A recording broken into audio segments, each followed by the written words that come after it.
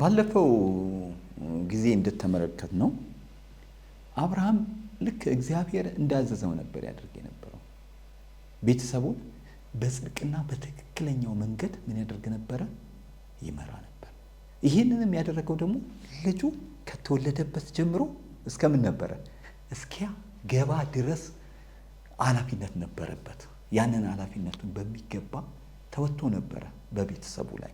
አብርሃም ከሸመገለ ሚስቱ ከሞተች በኋላ አብርሃምም አንድ ሎሌ ነበረው። አብርሃም ሎሌውን የቤቱን ሽማግሌ የከብቱን ሁሉ አዛዥ ቃል አስገባው።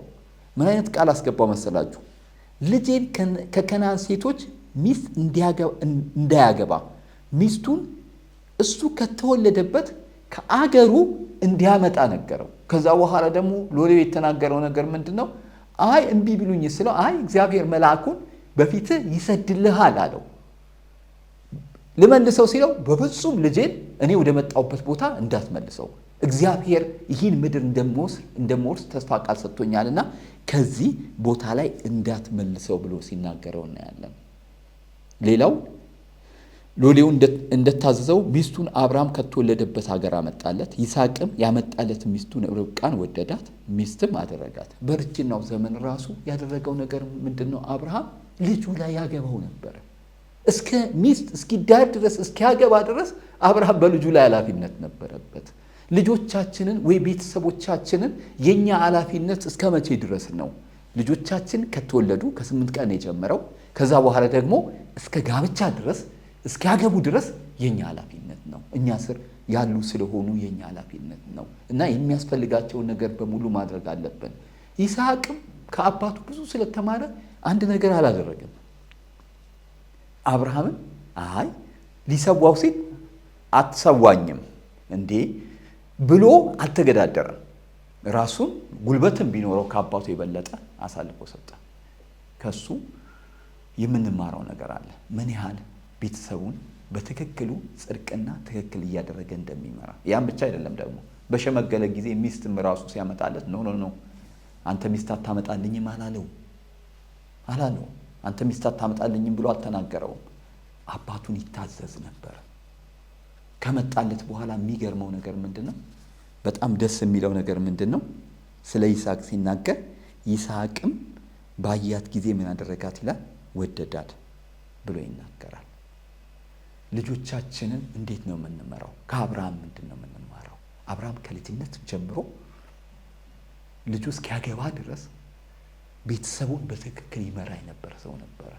እኛስ እንዴት ነው ቤተሰቦቻችንን የምንመራው? በምሳሌ 22 ቁጥር 6 ላይ ልጅህን በሚሄድበት መንገድ ምራው፣ በሸመገለም ጊዜ ከእርሱ ፈቀቅ አይልም ይላል። ይህንን እስኪ አብርሃም ልጁን ከልጅነት ጀምሮ እግዚአብሔር ያስተማረውን አስተምሮ ስለነበረ ልጁ ይስሐቅ አባቱ የሚለውን በሙሉ ይታዘዝና ያደርግ ነበረ። መስዋዕት እንኳን ሲሆን ሲባል እሺ ብሏል። ሚስት ሲያመጣለትም እሺ ብሏል። የሚገርማችሁ ነገር ይስሐቅ በጣም ታዛዥ ነበረ።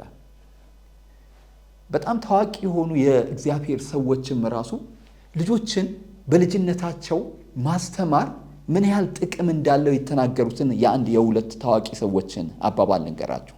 ታዋቂው በእንግሊዝ ሀገር ይኖር የነበረው በ1934 እስከ 1992 እግዚአብሔር በኃይል ከተጠቀመባቸው አገልጋዮች አንዱ ብዙዎቻችሁ የምታውቁት ይመስለኛል፣ ቻርልስ ሰርፕጀን በልጅነት ለልጆች እግዚአብሔርን ቃል ስለማስተማር ሲናገር እንዲህ ይላል። ቤተሰብን ስለማስተማር ቤተሰብ አንድ ላይ እግዚአብሔርን ቃል እንዲማር ሲናገር እንዲህ ይላል። በመጀመሪያው ቀናት አእምሮአችሁ እንደ ፕላስቲክ የሚለጠጡ ናቸው።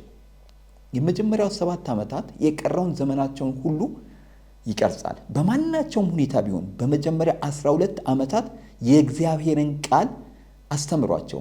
እናም በዚያን ጊዜ አእምሮአቸው የተጻፈ ለመሰረዝ አስቸጋሪ ነው ብሎ ይናገራል። በመጀመሪያ በልጅነት ዘመናቸው ጀምሮ አስተምሯቸው የተለጠጠ ስለሆነ በዚያን ጊዜ አእምሮአቸው የተጻፈው ለመሰረዝ ምንድነው አስቸጋሪ ይሆናል ብሎ ይናገራል። ሌላው ደግሞ ታዋቂው የመጽሐፍ ቅዱስ ኮመንተሪ ጸሐፊ ማቲው ሄነሪ ምን አለ? ከልጅነት ጀምሮ ቅዱስን የእግዚአብሔር ቃል ማወቅ ትልቅ ነገር ነው።